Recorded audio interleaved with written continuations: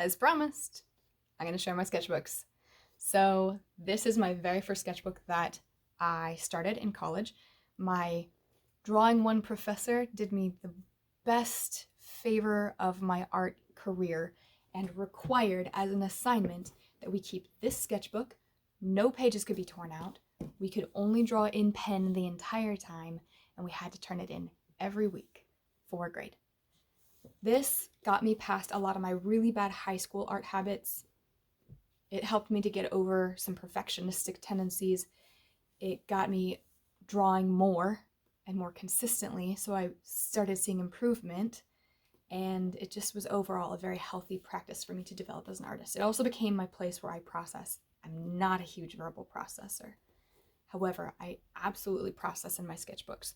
So in the end of my life, when my children inherit these, they'll probably read through it before I die. But they're gonna see their mom was an 18-year-old kid processing a whole lot of life, getting things wrong, figuring it out, growing, learning lessons, and getting her head on straight. So with no further ado, here is my first sketchbook. I'm just going to probably show you one of the pages, but one thing that is incredibly special to me about this one is that my professor wrote a handwritten note at the end, and I will keep this for the rest of my life. I have several handwritten notes that were from my professors giving critique, encouragement, direction, recommendations, references, and these things are like gold to me. This could be, there's an A written on there. That could be an F, and I still keep it the rest of my life because the input from my professors in college was very impactful, helped change my life as an artist and get me set on a path that I could not have possibly found myself on when I was young. So I always dated my sketchbooks. So and later on I went through and numbered all of the ones that I had in college because I had so many. I had to put them in order, and so you'll see tags in there.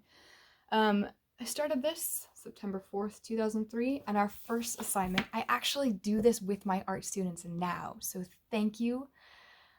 I want to shout all of my professors' names out, but I don't know that they're going to want me to do that. But it's the very first drawing.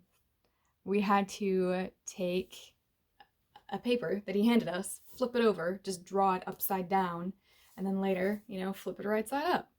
And it got me out of some ruts in my head of patterns of thinking. So I actually do this assignment my very first week of school with my students. I teach kindergarten all the way through 12th grade, different semesters, different art levels.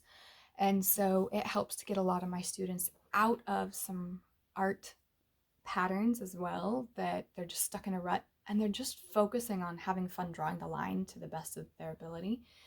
We do it in pen, and that was kind of the kickoff. So I actually have this drawing on file, and as you can see, when you're an art student just trying to figure out how to work with a pen in the beginning, you're like, it's just not gonna look good.